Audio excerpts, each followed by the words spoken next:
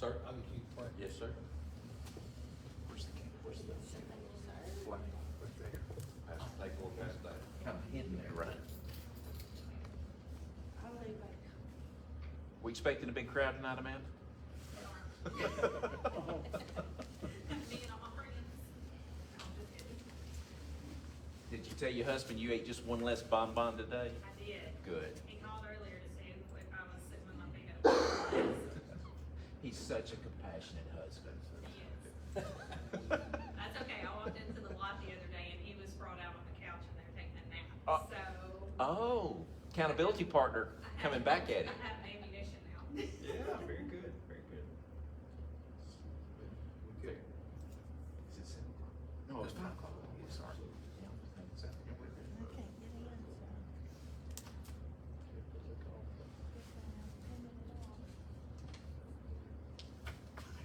All right, it is 5 o'clock, so if everybody will please stand, I'm gonna have lead couples lead us in a word of prayer, and Dr. Kim Scott will lead us in our pledge. Let's pray. Heavenly Father, we thank you for giving us a beautiful day, Father. We thank you for our community, opportunity to serve. As we have this meeting tonight, we just pray that we conduct it and ourselves in a manner pleasing to you. Father, we ask that you forgive us for we fail you. We love you and we know that you love us and you sent your only son to pay the ultimate debt. For that, we're most grateful. We pray all this in your most holy name. Amen. I Pledge allegiance to the flag of the United States of America and to the republic for which it stands, one nation under God, indivisible, with liberty and justice for all. All right, this time, I'm gonna ask Mr. Kilger to please call the roll. Shane Connor? Here. Ben Couples? Here. Brandon Cherry? Here. Becky Hutcherson? Here. Norris Frank? Here. Kim Scott? Here. All present. There's a quorum present, so we'll call our meeting officially to order. The first item we need to address tonight is a recommendation to accept the board agenda. I make a motion to accept the board agenda. Second. Motion is made and seconded. Any discussion or questions about the agenda? If none, all those in favor of its approval, say aye.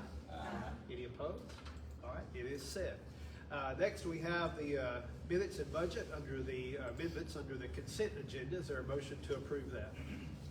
I'll make a motion to approve that. Okay, motion's made and seconded. There is no discussion for the consent agenda. All those in favor say aye. Aye.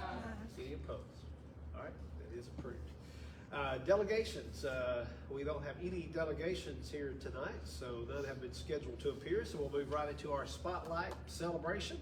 And of course, our gracious host is East Chester Elementary School, and they'll be presenting this celebration at Spotlight. You want to introduce? Sure. All We spotlighted ourselves, Amanda Brassfield being the new principal at East Chester Elementary School. We thank her and her number 2 supporting her with this effort to feature and spotlight the good work that happens each and every day at East Chester Elementary School. So I turn it over to you two to take over. Okay, East Chester has so much good going on all the time, so I had to get my sidekick here. She has always got such a creative way of showing how East Chester does things, what we're trying to do, what we are doing for the kids, of how great our teachers and our staff are. And so I'm gonna let her give just a quick description of her thoughts behind this video, and we'll show the video. Good evening. I love getting creative, and Miss Amanda knows that, so I asked her if I could do this. I've done videos for y'all for 3 years. I've shown you what we've done every year, and I want to go beyond that. I can show you what we do. I can show you Fall Festival where we raised $35,000. I can show you Cozy Classic Christmas where we had numerous, countless families inside that gym celebrating with each other with fellowship. But I wanted to show you what we do, not only what we do, but how we do it. We, not just for 180 days of the school year, the way some people may think, but 365 days of every year.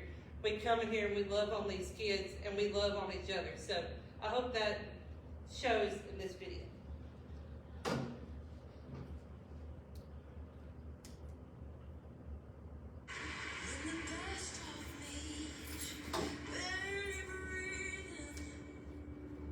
When I'm not somebody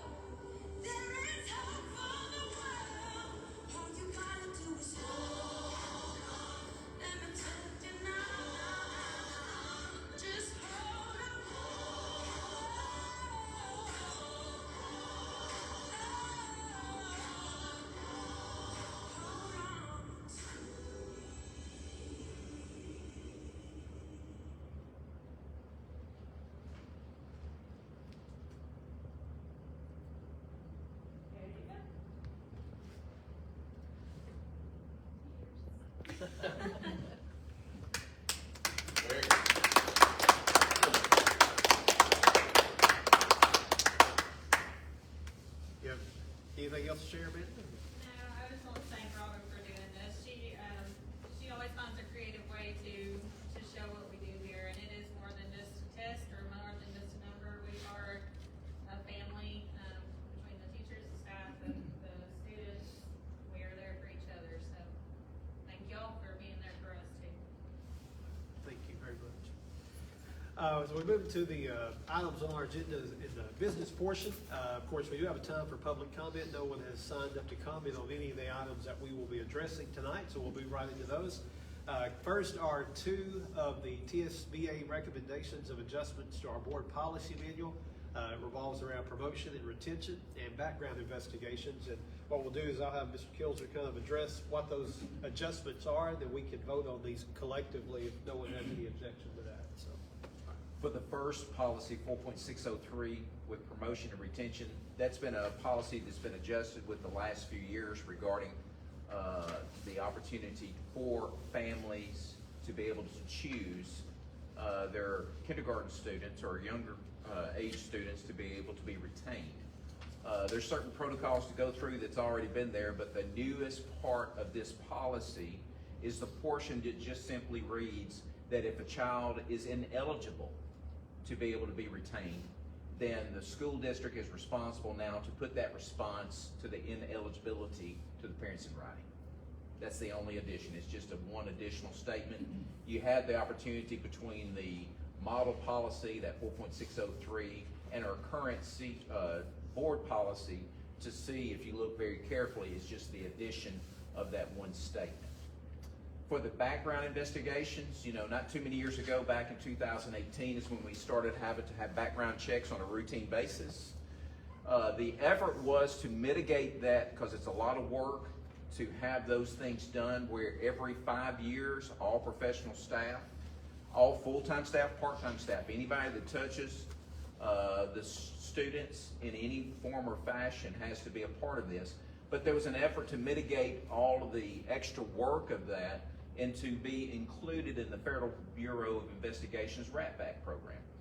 So for our full-time employees, they're going to be part of this RATBAC program, where it does mitigate some of the stressors or the scheduling to send us all to different locations, either in Jackson or Savannah, to have those background checks done.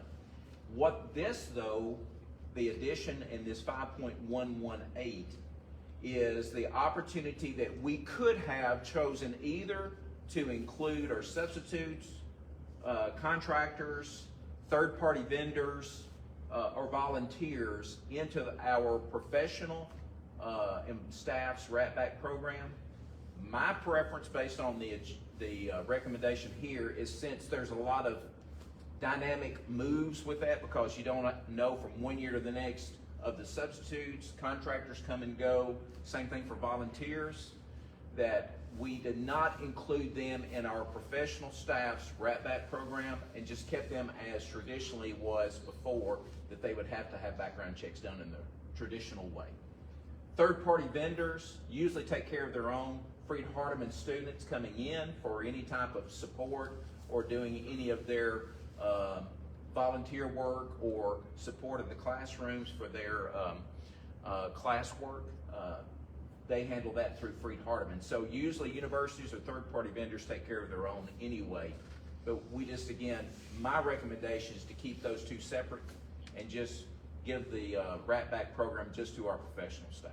Where does the bus drivers and subs? That would be through Echo Ride. Okay. Yeah, they take care of their own too in that same fashion.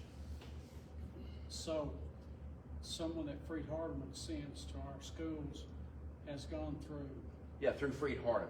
background. Yes. Yes. Yes. Yeah. It's if they come to the school. Now it's not. Yes, yeah. Yeah. Exactly.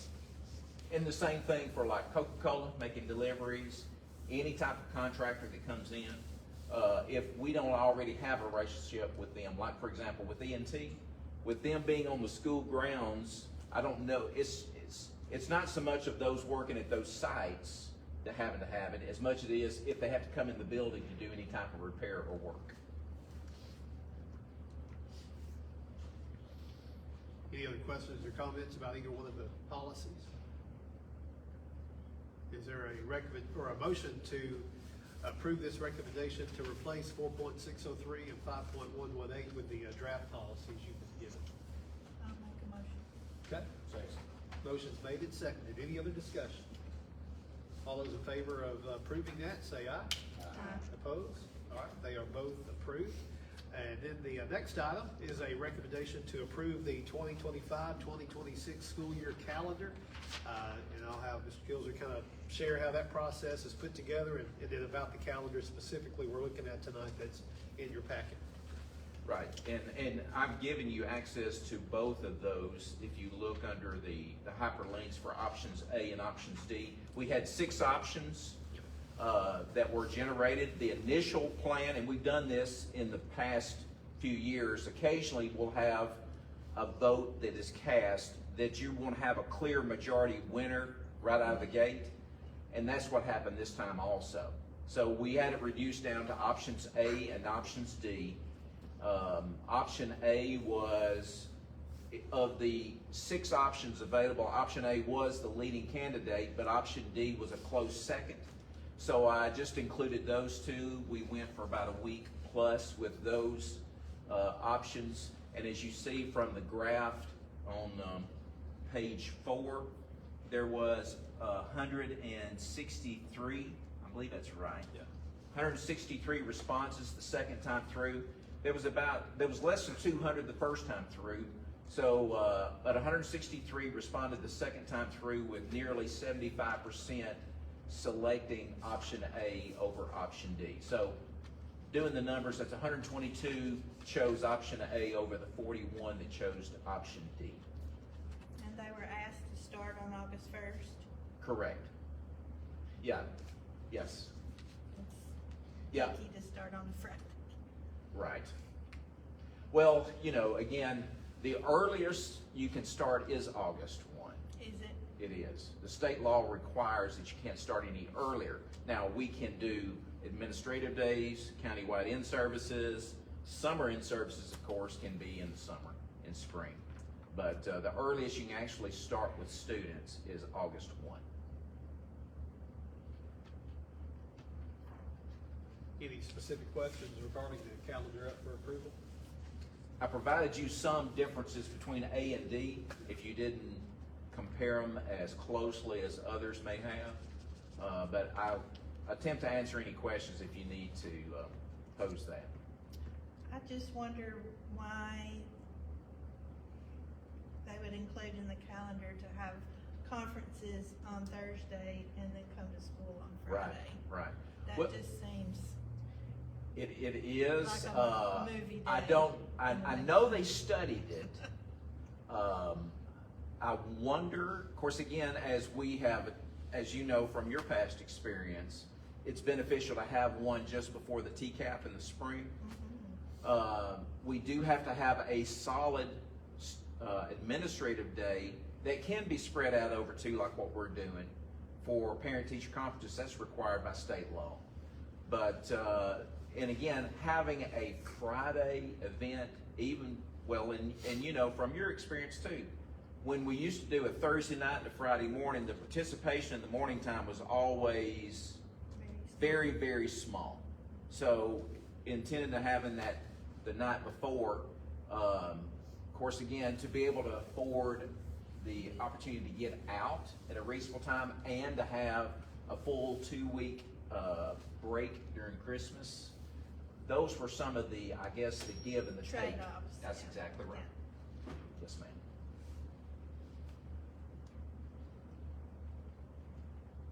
Any other questions about the calendar?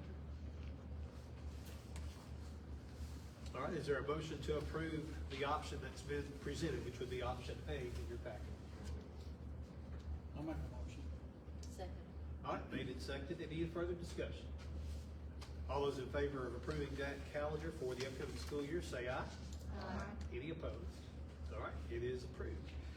That's the only actionable items we have, but we do, of course, have time for any updates that any of the board members may have, or I'll start with Mr. Kilser, just sharing any that he'd like to share. First of all. Well, you know, again, we are so fortunate tonight to have Mr. Bo Bates, Coach Bo Bates here. He represents us in a new role. replacing Brandon Tolley as our maintenance supervisor. He's hit the ground running and drinking out of a fire hose. Here it is, having to deal with things that you don't necessarily plan for, with inclement weather days. But he's doing a great job at it. He is here tonight to share or answer any questions that Mr. Norris may need to ask.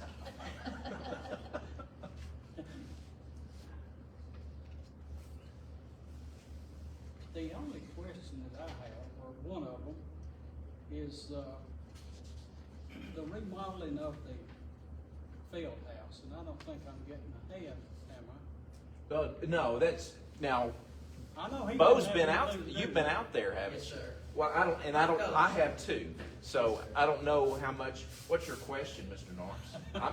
He or myself might be able to answer. And I know Bo didn't have anything to do with it, but it looks like a lot of, things weren't looked at in the beginning of the process, I guess. Well, when they cleared out all the interior, that's when things were discovered based on the plan that they created. Of course, they took the dimensions of the entire facility, and then they created, the architect created the layout that was approved. Of course, again, we weren't necessarily thinking, how's it gonna look with all the interior walls absent, which it is now, just a complete slab floor from end to end. One thing that was discovered that we talked about over the Christmas break and that was mentioned in the narrative is that one metal stud that we were wondering, because it's just one stuck out there. And it's because of, if you remember back in, I'm trying to remember what year it was. I was an athletic director, so it's been a while. It's been 97, 98 when we did the addition to the field house. There's a metal stud that's there for support. It was around 96. I think. Okay, so it was earlier than that. Well, it was just one metal stud that just, rather than the framing of the sheet, the steel structure, everywhere else, the rafters, what I call rafters, but the steel structure of the roof line was the type that didn't require any support columns, but not that one part that was added to. And there was one support column added that they were wondering, can we remove it? Since, based on this, though, they can't remove it, so it's just gonna be wrapped with a special type of sheetrock for, and it's gonna be in the coach's office too. It was Second- covered, it was like a false wall there. Right. You couldn't even see it because we had lockers built around it. Right. So like if you walked in there, you'd never see it. You didn't even realize it was there unless you knew pre. But it's there because it's a load barrier. Yes, Yes, correct, absolutely. correct, correct, That end doesn't have span trusses, it's just. correct. Yeah, better say it, trusses, that's what I was trying to search for and couldn't figure it out. And we know that where the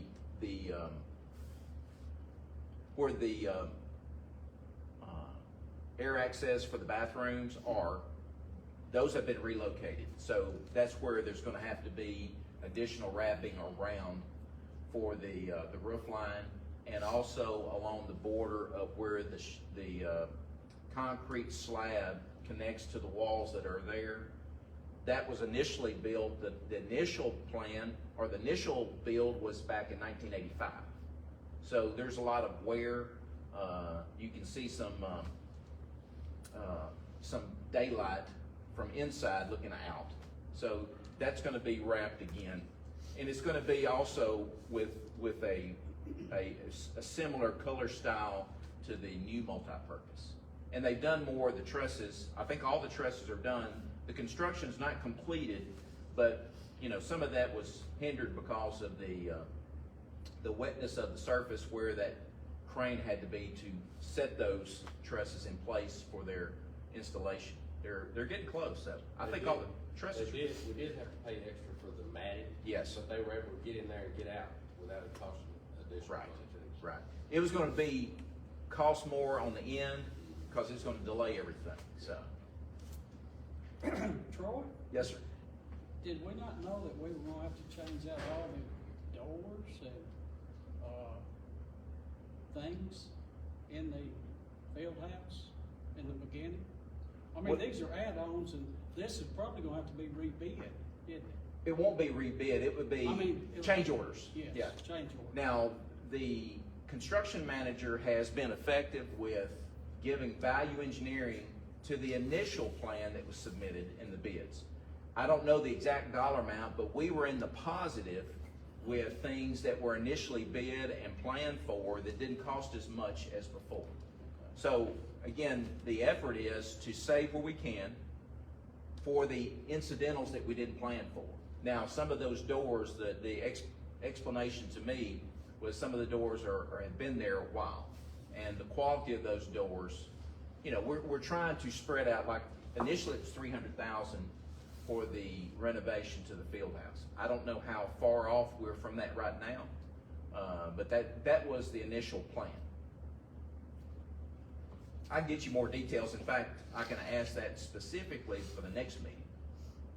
Well, in general, that was his purpose. Some things probably will cost more, but if we can save in a lot of areas, it may be a perk to redo doors and do the things that can be done. Sure. With the additional money that's left over. Well, and I'll give you one an easy example. I would rather do it that way as to spend $300,000 and then have doors that are half broken and Right, don't work. right. So, I mean, Well, like for example, the initial plan showed for a great looking logo in the middle of the football field, interior football field.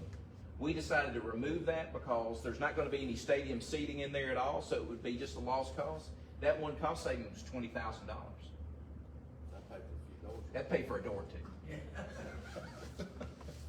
But that's an example. I agree with the doors. My thinking was, the doors were bad to begin with, and now they're having to add to it, is what I'm asking. That's why I'm Gotcha. asking. That's what I'm The asking. initial They assessment. were bad to begin with, so why I weren't don't- in the bid. Yeah, I don't. they? Yeah, why weren't they in the bid? I don't think the initial assessment was itemized as detailed. They just knew it was gonna be, you know, We wanted to at repurpose least the that field much house. money, and they probably went overboard a certain percentage and then hoped for the best. We did too. But the new construction looks really nice. It does look good. I was really hoping they would get the top on it before all this nasty weather hit, because this time of year it's hard to do anything. And that does end up costing money, but, you know, in the long run, as long as they keep working, hopefully it'll get done.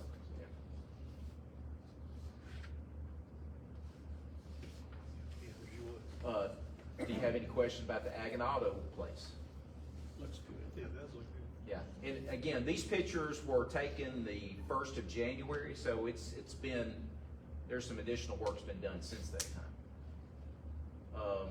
And not to leave you out, though, you're doing a great job. Such a great guy, and he hit the ground running with a short time frame to transfer from Brandon to this new role. And I'm excited for him. I am too.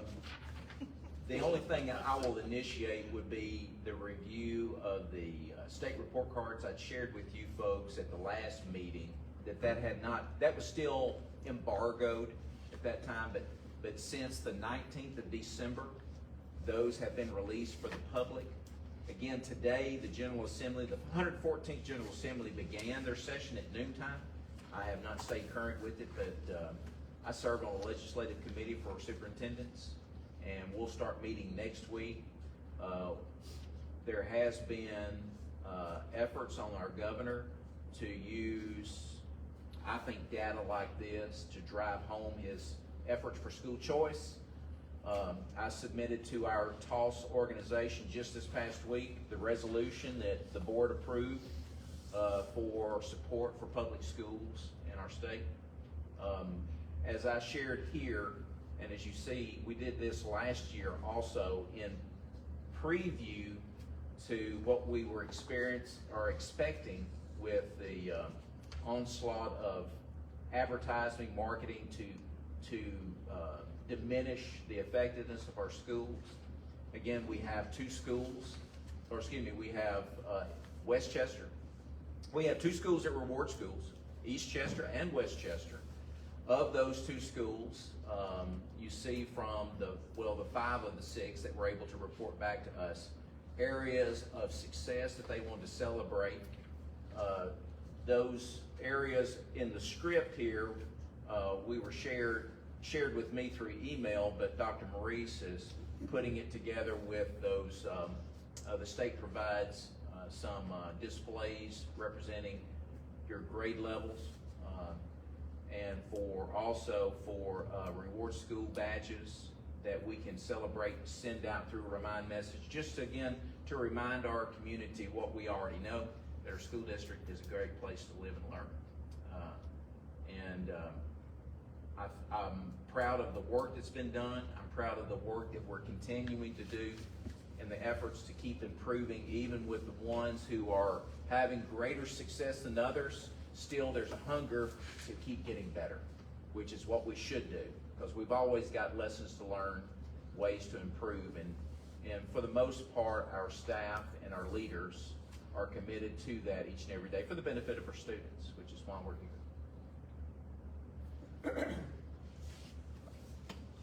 Any of the board members have a update request or anything need to be brought before the board tonight?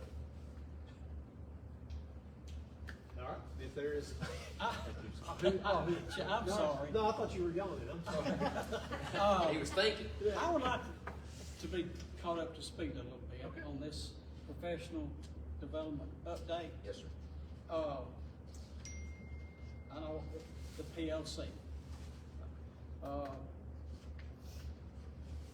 As I was, it says, PLC setting to ensure high levels of learning for all Chester County students.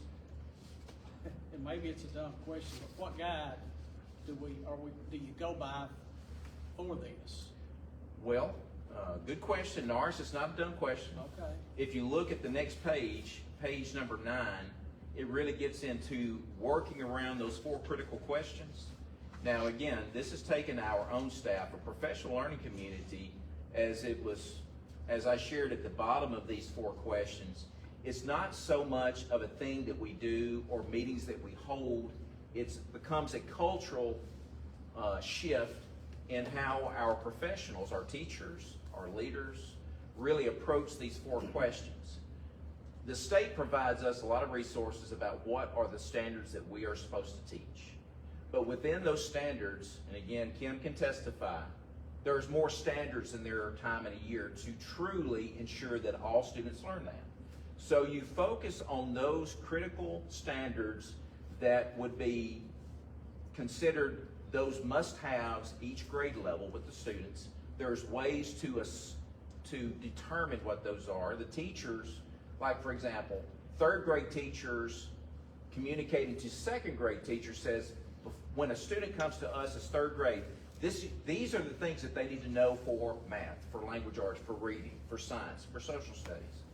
So when you focus on those areas that becomes what some call the power standards, then the teachers in that collective group or that subject area should be able to, again, focus on teaching that content. We're not I guess, throwing out the baby with the bathwater. We're not saying the other standards are not important, but to really emphasize and to conscientiously address all 4 of these questions to make sure, for one, that we're teaching the content as the standards require, making sure that the rigor's there, making sure that the students are learning that content. In that process to determine if they have learned it, well, it's where the teachers themselves create short common formative assessments that dictate, did the student learn it or not? Understanding that not everybody learns it the first time the same way. And you make those assessments. That gets into questions 3 and 4. How do you intervene with those students who do not learn it that first time? And that gets into your, response to intervention, how we have had to address that over the last several years. Reading, especially at the lower grades, but reading, math, science, social studies at all grades. But then also, how do you address those kids who already have learned it at that certain level that everybody else is exposed to? Because there's some students that pick up things early, pick up things, in a reasonable amount of time. But you don't want to just have them to sit with their hands in their lap waiting for their peers to get it. You want to expand them. You want them to go a little bit deeper into the content, to give them engagement in the learning. They may go a little bit further with it. But the effort of a professional learning community is where the leaders, the teachers, are the ones who are growing in their trade. They're growing in their craft, because we as educators believe that we do have a profession. This is not just a job we go to. And just like with other professionals in the community, like doctors and lawyers, they talk about practicing their occupation. This is an example of how we practice ours. We've been doing this. This is not new. Yeah. We've been doing this for a long Okay, time. I think they're just getting refresher course. okay. We've answered these 4 questions. They've been at the top of our For letterhead years. for years and Okay. years. And it's kind of what, as an administrator, you base, Okay. is your base, or how I used it anyway. Gotcha. We want to have the teachers themselves working interdependently with each other, because we have all been initially trained to work in isolation. Right. Go to your room, do your lesson plans, make decisions what's best for your students in your class or your subject area to learn. Here it's where teachers are working in a collective team to ensure that each other are having the resources they need. We're bringing that to light with our benchmark testing, because we have some teachers given the same pace, given the same content, given the same, this is what we're teaching during this block of time. Some are more successful than others. This leads our teachers in a team to ask and pursue, how did you learn, how did your kids learn it better than mine? And what strategies do you use that I can use? So that's, again, building each other's craft to be a better teacher. Are our teachers buying into this? I mean, does it seem like they are? Well, I would say this. It's hard to argue against, do you want all your students to learn? Starting there. Now, as far as I shared with this is not for the faint of heart. Where it's a struggle, it's because that you have to be transparent. You have to be very humble, because sometimes what I think is better than best may not be. And I have to be willing to be flexible and a learner myself to say that somebody else may have a better way of doing it. And my pursuit should be, I need to learn what the better way is and incorporate it in my style so that my students have as much success as their students do. Because it's not competition. These are all our kids. Right. And again, this is something that statewide, everybody can agree with this stuff. But the reason why everybody doesn't do it, because it's hard work. It's not something that a principal can just say, this is what you do. This has got to be discovered internally. You've got to have that team concept. Because a principal can't be at everywhere at every time. But these groups, these conversations happen all the time. And when you have those teams really dependent on each other, you have a better success for your students when they work collectively. How many more times will Nathan? Mr. Provencio be coming? We've got him scheduled one more cycle this year. One more cycle this year. And we will assess at the close of this how much we use him in the years to come. He is a year ahead. He's been at Hardin County for a year plus in the cycle. And he's also working with one other school specifically in Decatur County. That's in Tennessee. He works, his base is now out of Virginia. And Nathaniel was, again, from Solution Tree, which is the parent organization around the PLC structure, which the DeFores partnered with through their publications and all the stuff that they wrote, and Bob Aker.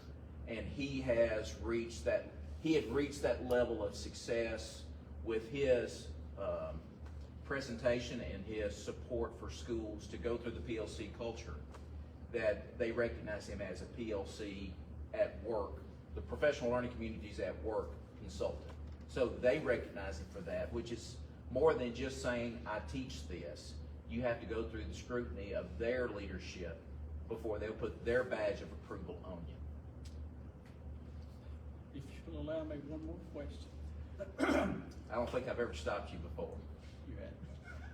The number 3, how will we intervene when our students have not learned? that says, and we've stopped and this is during school hours, and we don't have after school, so how do we intervene when a student doesn't learn or catch up? How do we catch them up, I guess is my question. Well, and I would say that we've always had interventions going on in real time. Okay. Meaning in the Tier 1 instruction. We want to have the success of a tier, and again, I'm using terminology that Tier 2 means they're going somewhere else to get additional support outside of their instructional time. But the best teacher to deliver their best intervention would be the teacher who's teaching the content the first time, the one who is assigned to those students. You want your additional supports, your pullouts, to be teaching at lockstep with what the teacher of record is doing. Sometimes that doesn't happen. Students demonstrate needs. Maybe they have some reading gap in certain areas, or a math gap as far as their operational understanding. And they may have need to work on that, but if it's not lockstep with what the teacher's teaching, you've got students trying to learn convoluted things, where what they're hearing in the classroom may not be matching up with what they're doing in their Tier 2 or Tier 3 support. And that's been the challenge, because we have not had those that support those Tier 2 and Tier 3s working in collective teams across the district as much with the Gen Ed regular Tier 1 instructor. So again, it's an effort. Just like Kim said, we've been doing this for a long time, but what we're trying to be more conscientious of, and the challenge is getting them to work collectively as teams, bringing people together that have not normally in the past had the time or the opportunity to work together collectively. I think it'll be interesting to look at the data for those Tier 2 and Tier 3 students and see if the ones who participated in after school Gotcha. traditionally didn't make the gains that they usually Right. do. Because that's what teachers are telling me. We don't have, I always would tell them, I can't make time. That's right. You tell me you don't have enough time to do whatever, I'm sorry, I can't make time. But I think that will be interesting to see if that, especially the Tier 2 kids. Well, at middle school last year with Renee, they really focused on those Tier 1 teachers providing the intervention during the day. They claimed it was successful for them, but that's one school, one particular situation. You answer my question? All right, good questions. Yes, always. Any other updates anyone would like, anything, or come before the board? All right, if not, just a reminder, our next meeting is February the 18th. That will be at the junior high. It will begin at 5 p.m. And if there's no other business to come before the board, that's the end of the agenda, so we will adjourn this meeting. Thank you. Thanks, Steve. Miss Carol had a doctor's appointment with her husband, so she's been out. She's not sick, her husband has had some health issues.